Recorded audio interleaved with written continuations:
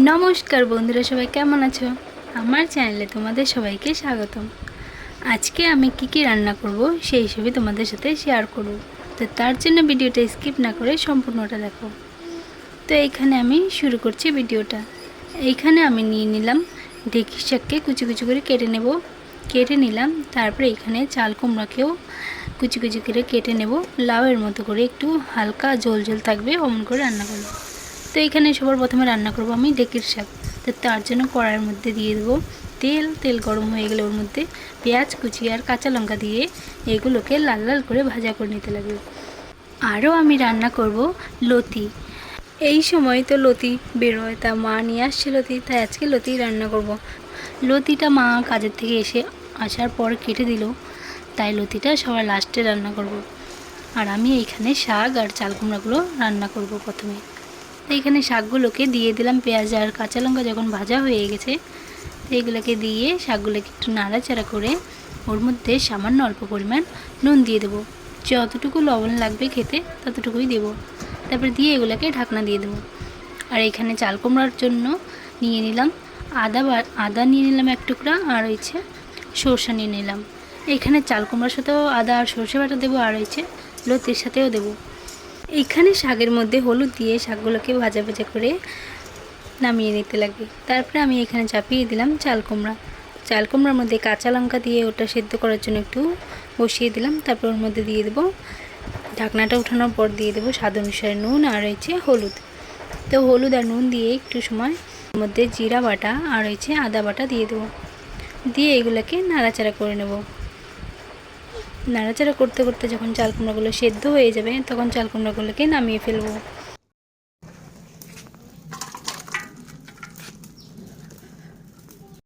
তারপরে কড়াইয়ের মধ্যে তেল দিয়ে দেবো।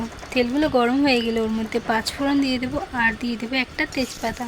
তো এগুলোকে একটু হালকা ভাজা করে নিয়ে ওই তেলগুলো চাল কুমড়ার মধ্যে দিয়ে দেবো অল্প অল্প করে। তারপরে লাস্টে দিয়ে ওই কড়ার মধ্যে অল্প একটু তেল রাখে ওর মধ্যে সব চাল কুমড়াগুলো ঢেলে দেবো। তারপরে ওর মধ্যে দিয়ে দেবো সর্ষে বাটাটা সবার লাস্টে দিলে একটা আলাদাই একটা সেন্ট করে, খেতেও অনেকটা ভালো লাগে। তো এমন করে চাল কুমড়া তোমরা রান্না করে দেখতে পারো কেমন লাগে। তো এখানে চাল কুমড়ার সাথে সর্ষে বাটা দিয়ে একটু সময় নাড়াচাড়া করে রান্না করে নিলে চাল কুমড়া হয়ে যাবে। তো এখন আমি চাল কুমড়াটাকে নামিয়ে নিচ্ছি। তারপরে আমি বসিয়ে দেবো এইখানে লতি। তো মা এখানে লতি কেটে আনলো, কেটে আমাকে দিল পরিষ্কার করে। তারপরে এগুলোকে আমি সেদ্ধ বসিয়ে দিলাম সামান্য অল্প পরিমাণ জল দিয়ে আর নুন দিয়ে, আর হয়েছে অল্প একটু লেবু দিয়ে এগুলোকে সেদ্ধ করে নেব। আর এইখানে লতির জন্য লাগবে তিনটা ছোটো সাইজের পেঁয়াজ আর হয়েছে কয়েক কোয়া রসুন। লতিগুলো সিদ্ধ হওয়ার সময় অল্প একটু হলুদ দিয়ে দেবো যেন কালারটা একটু সুন্দর আসে। তো এইখানে হলুদ দিয়ে লতিগুলোকে নাড়ে চাড়ে এগুলোকে ঢাকনা দিয়ে কিছু সময় সেদ্ধ করে নেব। সেদ্ধ করে নিলেই তারপর এগুলোকে নামিয়ে ফেলবো। তো লতির মধ্যে যে একটা চুলকানো ভাব থাকে, এমন করে সেদ্ধ করে নিলে তাহলে চুলকায় না। আমরা তো দেশি লতি খাই, তাও একটু চুলকাবে। আর বাজারে যেগুলো পাওয়া যায় ওগুলো তো মোটাগুলো চুলকায় না, ওগুলো না সিদ্ধ করলেও হয়, তোমাদের ইচ্ছে। তারপরে আমি কড়ার মধ্যে তেল দিয়ে দিলাম। তেলগুলো গরম হয়ে গেলে ওর মধ্যে কেটে রাখা পেঁয়াজ আর হয়েছে রসুনগুলো দিয়ে দেবো। দিয়ে এগুলোকে ভাজা ভাজা করে নেব। যখন এগুলো একটু ভাজা ভাজা হয়ে যাবে ওর মধ্যে দিয়ে দেবো নুন দিয়ে কিছু সময় আরও একটু ভাজা করে নেব। তারপর ওর মধ্যে দিয়ে দেব আদা বাটা জিরে বাটা। এগুলোকে দিয়ে একটু সময় নাড়াচাড়া করে নেব, মশলাগুলোকে কষিয়ে নেব যত সময় না মশলার থেকে তেল বেরোচ্ছে। তারপরে সবার লাস্টে দেব গুঁড়া মশলার ভিতরে দিয়ে দেবো হলুদ দিয়ে দেবো আর হচ্ছে লঙ্কার গুঁড়ি দিয়ে দেবো। তারপরে এগুলোকে আরও কিছু সময় কষিয়ে নেব। কষিয়ে নিয়ে ওর মধ্যে দিয়ে দেবো সর্ষে বাটা যতটুকু বাটা করছি ওর মধ্যে অর্ধেক সর্ষে বাটা এখন দিয়ে দেবো আর অর্ধেক রেখে দেবো। তো এইখানে তারপর সর্ষে বাটা দিয়ে ওর মধ্যে দিয়ে দেবো সেদ্ধ করা লতিগুলো। তো লতিগুলো দিয়ে একটু সময় নাড়াচাড়া করে নেব। নাড়াচাড়া করে এগুলোকে খুন্তি দিয়ে ভেঙে দেব। লতিটা ভেঙে দিলে ওর মধ্যে মশলাগুলো খুবই তাড়াতাড়ি চলে যায় আর খেতেও অনেকটা দারুণ লাগে। তারপর ওর মধ্যে সামান্য অল্প পরিমাণ জল দিয়ে দেব। আর দিয়ে দেব তখন যে রেখেছিলাম সর্ষে বাটা, ওই সর্ষে বাটাগুলো এখন দিয়ে দেব।